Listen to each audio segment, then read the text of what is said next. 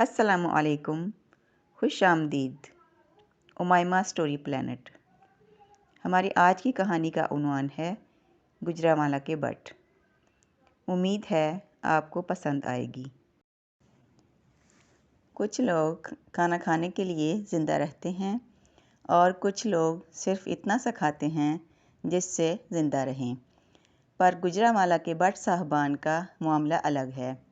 ये खाना खाने और खिलाने के लिए ज़िंदा रहते हैं। इन बट साहबान को नाम इतने पसंद हैं कि इनका चेहरा भी अब नान की तरह सफ़ेद नज़र आता है और कुछ का लाल नान की तरह। ऐसे ही एक बट साहब जिनका पेट इनके जिस्म से 5 से 6 फुट के फासले से पहले शुरू हो जाता है। इनके हाथ और पाँव के अलावा अब इनके होंठ भी मोटापे का शिकार हो चुके हैं। गालों पर गोश्त के पहाड़ चढ़ने की वजह से आंखें बराए नाम सी नज़र आती हैं। उनकी दावत पर हम उनके शहर गए और उन्हीं की फरमाइश पर उनकी बातों को कलमबंद किया। मुझे अगला नान पकड़ाते हुए बोले, वैसे तो तहकीक से ये बात साबित हुई है कि प्यार और नान ताज़े ताज़े ही अच्छे लगते हैं। मज़ीद फरमाया, लो अगला नान खाओ। मैंने कहा, नहीं शुक्रिया, मैं पहले ही 4 नान खा चुका हूँ। तो बट साहब बोले, वैसे खाए तो तुमने 7 हैं। मैं थोड़ा सा शर्मिंदा हुआ तो मेरे चेहरे के तासुरात को देखकर फरमाया, हमेशा ज़िंदगी में इन लोगों को नज़रों के सामने रखो जो आपके चेहरे के तासुरात से आपकी भूख का हाल जान लें। साथ ही एक बड़ा डकार आया तो पीठ पर हाथ रख कर बोले, खाने का टाइम और पेट कब निकल जाता है पता ही नहीं चलता। साथ फरमाया, कुछ चीज़ें हमारे दिल के बहुत करीब होती हैं, जैसे कि जिगर, पसलियाँ और फेफड़े, पर हमारे दिलों में जो मकाम पेट ने पाया है वो बात किसी और में कहाँ। मलाई से भरपूर लस्सी के गिलास में से घोंट लेते हुए कहते, जल्दी का काम शैतान का होता है, इसलिए हम सोते भी लेट हैं और उठते भी लेट हैं, बिस्तर से भी और दस्तरखान से भी। कहते हैं हम बट साहबान कर्ज किसी का भी नहीं रखते, एक खाते हैं 2 खिला देते हैं। और जैसा कि हम सबको मालूम है, ये दुनिया मकाफ़ात अमल है और हर अमल जो किया इसका हिसाब देना होगा।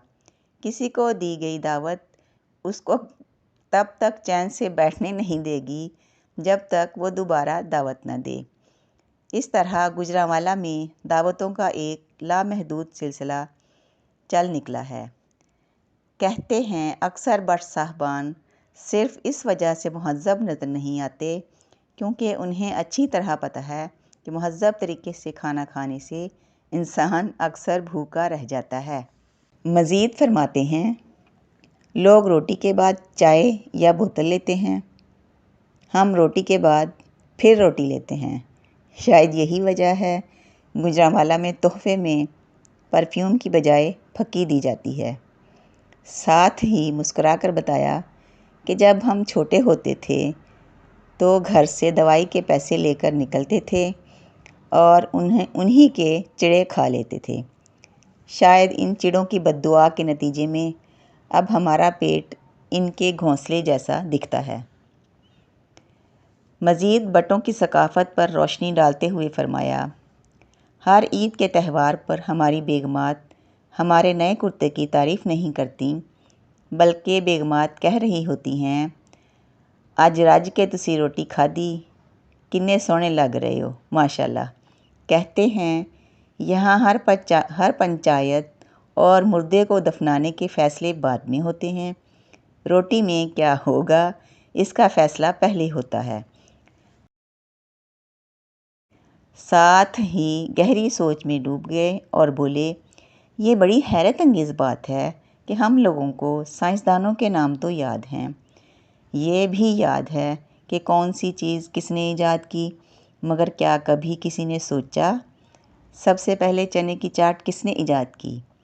दही भल्ले बनाने वाला कितना अजीम इंसान था? گول گپے بنانے والے نے دنیا پہ کتنا بڑا احسان کیا۔ آلو بخارے کی چٹنی کتنی اہم ایجاد ہے۔ سموسے انسانیت پر کتنا بڑا کرم ہے۔ ایسے گمنام انسانوں کو ہم بٹ برادری کا سیلیوٹ ہے۔